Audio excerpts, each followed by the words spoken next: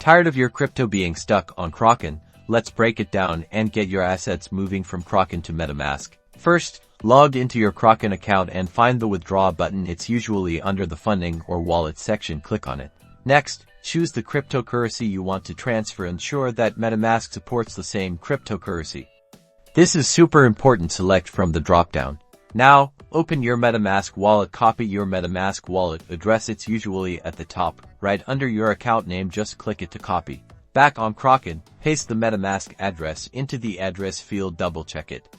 Also, make sure you select the correct network. If you're transferring Ethereum or 20 tokens, choose the Ethereum network. Enter the amount of crypto you want to withdraw. Be mindful of any withdrawal fees Kraken might charge. They'll usually display them clearly. Review all the details one last time. Make sure the address, the amount, and the network are correct. Then, confirm the withdrawal using your chosen security method, like 2FA. Now, just wait.